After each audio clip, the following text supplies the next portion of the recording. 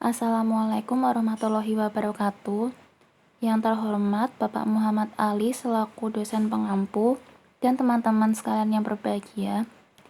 Di kesempatan ini saya, Beatrice Simbolon, akan mempresentasikan mengenai efektivitas penggunaan video dan proyektor sebagai alternatif media pembelajaran pendidikan sekolah dasar. Yang pertama adalah latar belakang. Pada tingkat sekolah dasar, buku digunakan sebagai sumber belajar siswa sekolah dasar. Namun pada kenyataannya tidak semua siswa sekolah dasar dapat memahami materi pelajaran dengan baik hanya dengan membaca buku teks. Setiap anak mempunyai cara atau gaya belajar sendiri.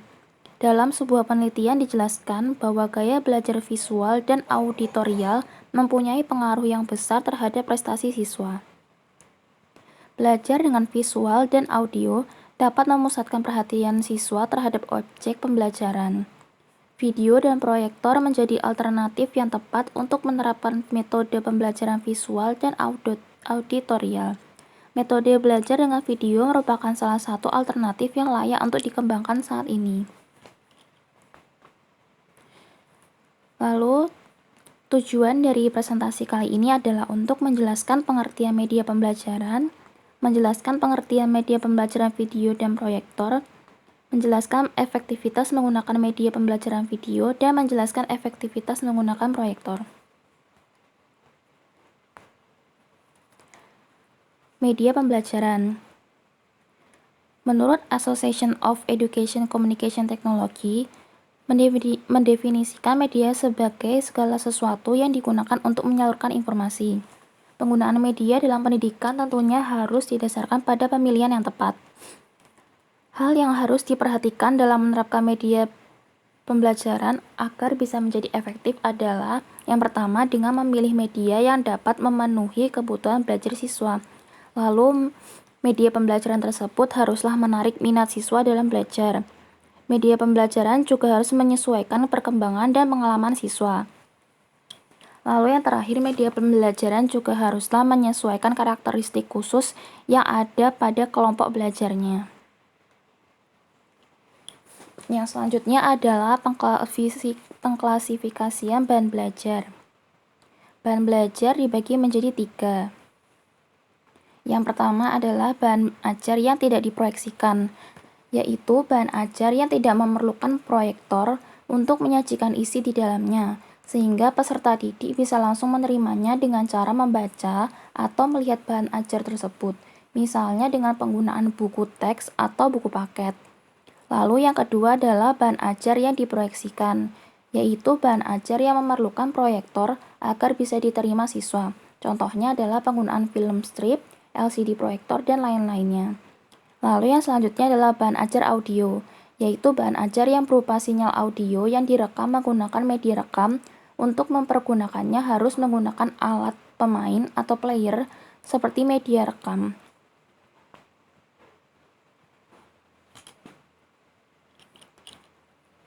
Selanjutnya adalah pengertian multimedia video. Video merupakan salah satu jenis konten multimedia. Menurut Lili Wulandari tahun 2013, video merupakan teknologi yang digunakan untuk menangkap, merekam, memproses, mentransmisikan, dan menata ulang gambar bergerak. Video juga dapat diartikan sebagai gabungan gambar-gambar mati yang dibaca berurutan dalam satu waktu yang dengan kecepatan tertentu. Lalu, merancang video pembelajaran. Untuk merancang video pembelajaran bisa dilakukan dengan 2 cara. Yang pertama adalah menggunakan kamera. Kamera digunakan untuk merekam guru yang sedang menjelaskan bahan ajar. Setelah itu video tersebut disimpan dalam sebuah file di komputer. Cara yang kedua adalah dengan menyatukan gambar-gambar yang berhubungan dengan materi pelajaran dan memberikan caption atau penjelasan dari gambar tersebut menggunakan kata-kata. Lalu sebuah penelitian juga menunjukkan bahwa dalam teori kognitif multimedia learning, bahwa peserta didik yang belajar dengan kata-kata dan gambar-gambar bisa menghasilkan 89% lebih banyak solusi kreatif dalam tes transfer dibandingkan peserta didik yang belajar dengan kata-kata saja. Lalu, selanjutnya adalah efektivitas dari penggunaan media pembelajaran video pada pendidikan sekolah dasar. Yang pertama adalah media pembelajaran video dapat disajikan dengan tampilannya lebih rapi dan berwarna. Tampilan yang lebih rapi dan berwarna dalam video dapat mempermudah siswa untuk menangkap lalu menerjemahkan konsep yang dipelajarinya. Selain itu, penambahan gambar yang sesuai juga akan mendukung pemahaman siswa. Misalnya, siswa akan mempelajari konsep makhluk hidup, maka di dalam video bisa dimasukkan gambar yang berkaitan dengan makhluk hidup seperti manusia, tumbuhan, atau hewan. Setelah itu, gambar-gambar yang disatukan diberi caption sebagai penjelasan dari gambar tersebut. Hal itu dapat meningkatkan motivasi siswa dalam belajar karena membuat ketertarikan. Yang kedua adalah dapat menjelaskan konsep materi pembelajaran melalui audio.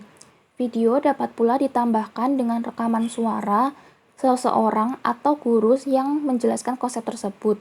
Dengan begitu, siswa sekolah dasar tidak hanya memahami konsep lewat caption saja, akan tetapi juga melalui suara atau narasi yang ada di dalam video. Lalu yang selanjutnya adalah menjadikan kegiatan belajar lebih efisien, karena guru tidak perlu menghabiskan waktu untuk menulis materi di papan tulis. Guru dapat menayangkan video saja.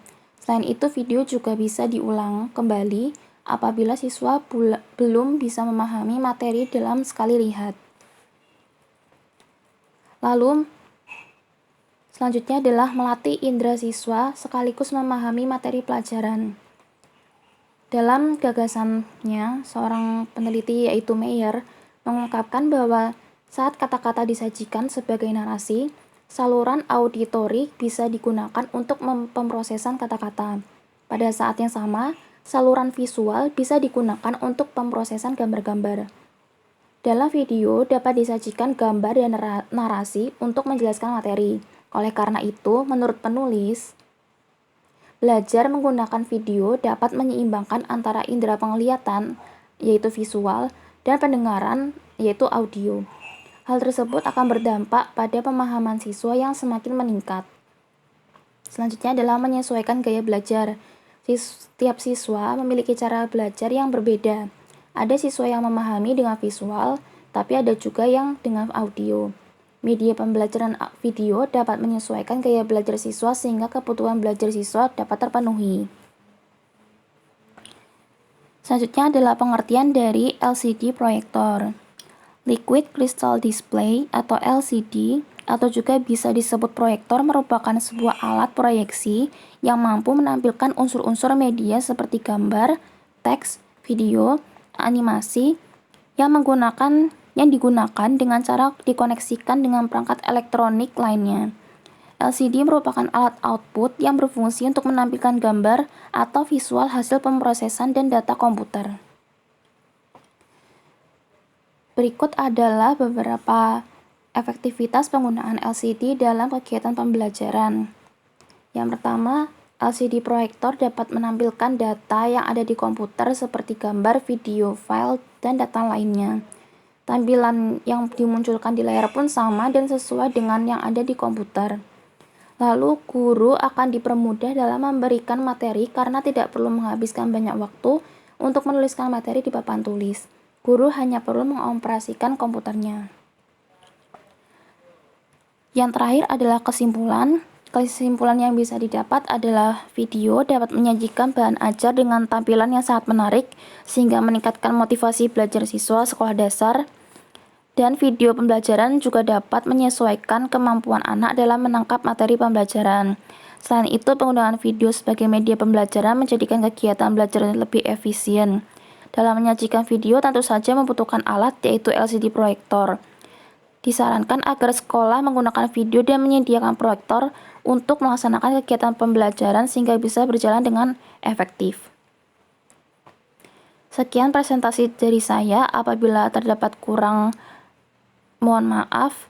Terima kasih. Wassalamualaikum warahmatullahi wabarakatuh.